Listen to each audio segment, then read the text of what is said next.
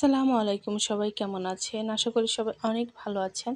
আমি আলহামদুলিল্লাহ অনেক ভালো আছি। সবাইকে শুভ সকাল। আজকের দিন সবার শুভ হোক এই কামনা করে ভিডিও শুরু করছি। স্কিপ না করে ভিডিওর প্রথম থেকে শেষ পর্যন্ত সাথেই থাকুন। আশা করি গ্রামীণ লাইফ আপনার অনেক ভালো লাগবে। ভিডিওর শুরুতে অবশ্যই একটা লাইক দিয়ে দিবেন। একটা লাইক আমার কাছে অনেক মূল্যবান এবং আমার ভিডিওটা যদি একটু ভালো লেগে থাকে অবশ্যই সাবস্ক্রাইব করে আমার পাশে থাকবেন। চলে আসছি আজকে প্রথম দিন এই সপ্তাহের বগুড়াতে। তো সকাল সকালে রান্না করে নিচ্ছি। অনেক ভোরবেলাতে উঠেছি, প্রায় ভোরবেলা না, ফজরের পরপরই উঠেছি।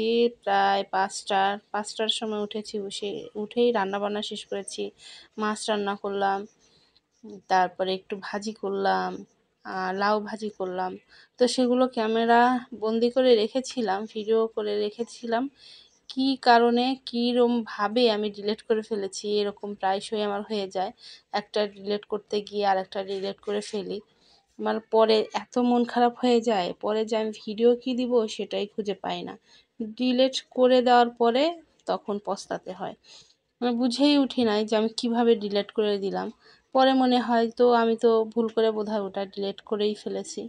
যার কারণে ভিডিওটা আরও অগোছালো হয়। আর স্কুলে যাওয়ার টাইম হয়ে গেলে তো সবসময় দেখা যায় তাড়াহুড়ার মধ্য দিয়েই আমার দিন যায়। আর ফোনে এত ভিডিও আমার লোড হয়ে আছে যে সেগুলো মেমোরিতে যে অন্যখানে একটু রেখে দেবো সে সময়টুকুও পাচ্ছি না। কিনতেও হবে, মেমোরি কিনতে হবে। যার কারণে আর দেখা যায় যে ভিডিও করি, কিছু ভিডিও না ডিলিট করে দিলে দেখা যায় আর ভিডিও করা যায় না। ফোনের বেশ কিছু সমস্যা হয়েছে আমার। এমনিতেই মাঝে মধ্যে আপনাদের ভিডিও দিতে পারি না, এখন অনিয়মিতই হয়ে যাচ্ছি প্রায় ফোনের সমস্যার কারণে।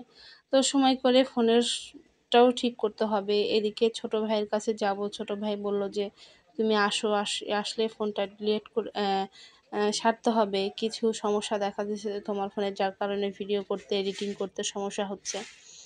তো এই তো নিবিড়ের পরীক্ষার জন্য তাড়াহুড়ো করে চলে আসলাম। এদিকে গ্রামে তো চলে গিয়েছিলাম, বেশ কয়েকদিন থাকলাম, নিজেও অসুস্থ ছিলাম, জ্বর আসছিল, নিবিড় একটু অসুস্থ ছিল, যার কারণে আর আসা হয়নি। আর এখন আসছি, নিবিড়ের প্রায় পরীক্ষা শুরুই হয়ে যাবে কালকে। একটা পরীক্ষা হয়ে যাবে কালকে, যার জন্য একটু আসা। তো এসেই তো তাড়াহুড়া করা শুরু দিয়েছি। স্কুলে যাব, স্কুলে নিবিড়ের জন্য একটু টিফিন নিয়ে গেলাম। আর নিবিড়ের সাথে ওর বন্ধুরা আছে, অনেকেই দেখা যায় সাথে বসে থাকে, ওদেরকেও একটু একটু খাইয়ে দিই। যার কারণে একটু বেশি করেই নিয়ে যাই যাতে সবাইকে খাওয়াতে পারি। আর অনেকেই আসে খাবার সময়, তো দেখে এমন খারাপ লাগে, ওদেরকে না খাইয়ে দিতে পারলে নিজেরও বেশি খারাপ লাগে। যার জন্য একটু বেশি করে তরকারি, ভাজি এবং ভাতটা নিয়ে যাই। নিবিড়কে খাইয়ে দেওয়ার পরে কিছু থাকে ওদেরকে খাইয়ে দেই। তো আন্টি করলে তো একদম পাগল হয়ে যাবে, আন্টি তুমি কি রান্না করেছো, তো এটা দেখতে আসে। যার কারণে ওদেরকে খাইয়ে না দিলেও আমার ভালো লাগে না, ওদেরকে দেই। অনেকেই আমাকে পছন্দ করে, ছোট ছোট ছেলে মেয়েরা না, অনেকেই আমার কাছে আসে, দেখলেই যেন পাগল হয়ে যায়। ওরা যাওয়ার পরেই আসেননি কেন, ওরা তো এক কথা বারবার বলে, দেখা যায় এখন বলে দিলাম, পরবর্তীতে আবার জিজ্ঞাসা করবে আন্টি তুমি এতদিন আসোনি কেন, আবার পুনরায় ওদেরকে বুঝাতে হবে। এই তো ছেলেকে স্কুল ড্রেস পরিয়ে দিয়েছে ওর দাদু, তো আমি তাড়াহুড়ো করে খাইয়ে দিচ্ছিলাম। নিজেও খাবো, নিজে খাওয়ার পরে আবার রেডি হব, রেডি হয়ে আবার চলে যাব। এমনিতেই সময় পায় না, আর এত ভোরবেলাতে খেয়ে অভ্যাস নাই তো, যার কারণে আর খাইতেও ইচ্ছে করে না।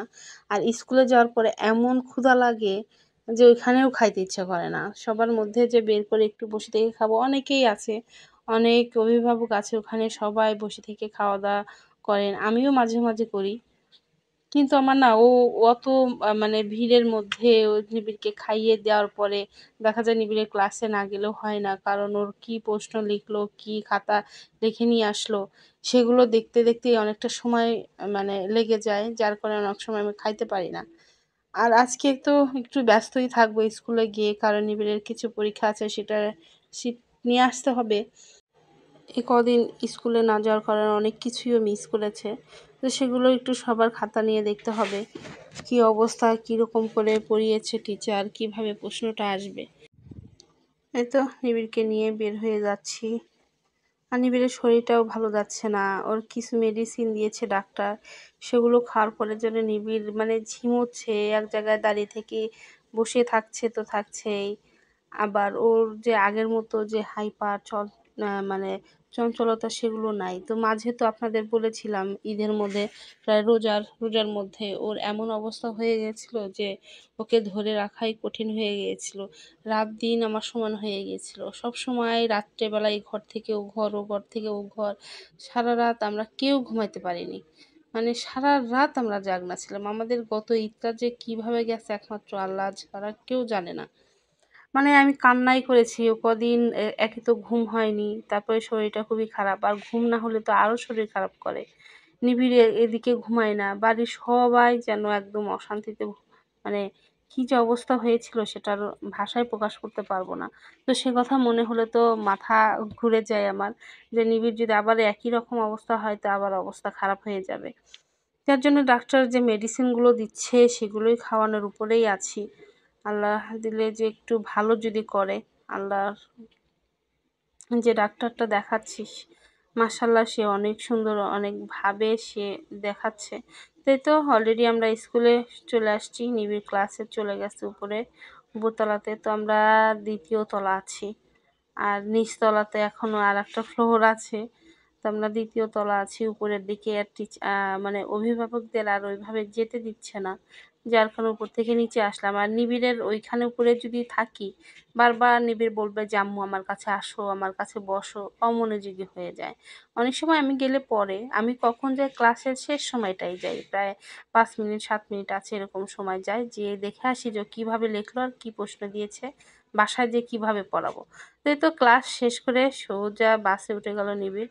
এই তো বগুড়া স্কুল। আর নিবিড় ওর বন্ধুদের বলছে যে সিট নাই। আসলেই আজকে সিট নাই। আর ওদের স্কুল বাসটা একটা নষ্ট হয়ে গেছে। যার কারণে একটাতে ঘিচিমিচি করে বসেছিলাম আমি। আমি তো অনেকক্ষণ দাঁড়িয়েছিলাম।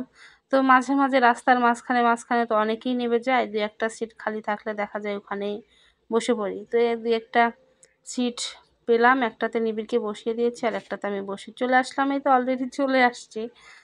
এই তো আমার শ্বশুর বাজার থেকে বাজার করে নিয়ে আসছে। কিছু শাক নিয়েছে, সবুজ শাক নিয়ে আসছে, ঢেঁড়স, মিষ্টি কুমড়া, বেগুন এগুলো কিছু সবজি নিয়ে আসছে। তো ভাবলাম যে শাক ভাজিটা একটু সেদ্ধ করে রেখে দেই, ভাপ দিয়ে রেখে দেই। হালকা ভাপ দিয়ে রেখে দিলে ভালো হবে। তাছাড়া একদম শুঁটো হয়ে যাবে, মানে মরে যাবে, আর তখন খেতেও ভালো লাগে না। হালকা একটু ভাপ দিয়ে নরমালে রেখে দিলে সকালবেলা ভাজিটা করে নেব। আর একটু রেডি করে না রাখলেও দেখা যায় ভোরবেলাতে রান্না করা এত কঠিন হয়ে যায়। এমনিতে রাত জাগতে পারি আমি। রাত এমনিতেই জাগি আমার খুব কম হয়। দেখা যায় যে ফজরের পরে এমন ঘুম চোখে আসবে যে অনেক সময় ফজরের নামাজ পড়াই আমার মানে কঠিন হয়ে যায়। মানে অনেক সময় দেখা যায় যে মানে সময় ২-১ মিনিট আছে নামাজের, তাড়াহুড়ো করে পড়ে ফেলি।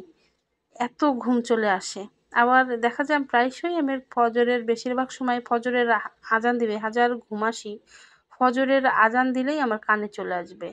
যার কারণে যত খারাপ লাগুক উঠতে না ইচ্ছা করলেও আমি উঠি। জোর করেই উঠি, উঠে নামাজটা সেরে নেই। তো এই তো শাকটা ধুয়ে একটু উঠায়ে দেবো। আর নিবিড়কে একটু আম দেবো। আমার শ্বশুর আম এনেছে, পাকা আম এনেছে। তো আমের দিন আসলে তো আমটা না নিয়ে আসলে তো আমার হবেই না। খাবার আগে আম ছিলে দিতে হবে। মানে সবার আগে খাবার টেবিলে সবার আগে আমটা ছিলে সামনে দিতে হবে, তারপরে ভাত বাড়তে হবে। কারণ আমার শ্বশুর আমের দিন আসলে যতদিন আমের গন্ধটা থাকবে ততদিন আমার শ্বশুর আম কিনবে। একে তো নিজের গাছের আম আছেই, তারপরে গাছের আম শেষ হয়ে গেলে বাজার থেকে মানে আম থাকতেই আম নিয়ে আসবে, আম ৫-৬ টা থাকতেই সে আম নিয়ে আসবে। বলে আমের দিন থাকলে আম ঘরে থাকবে না, সেটা কী করে হয়? আমার শ্বশুর আম খুবই ভালোবাসে, খুব পছন্দ করে। তাই তো শাকটা ভেজে ওদেরকে খেতে দেবো। তো আজকের মতো এখানেই শেষ করছি। সবাই ভালো থাকবেন, সুস্থ থাকবেন, নিজের যত্ন নিবেন এবং আমার ভিডিওটা যদি একটু ভালো লেগে থাকে অবশ্যই সাবস্ক্রাইব করে আমার পাশে থাকবেন। সবাইকে আল্লাহ হাফেজ।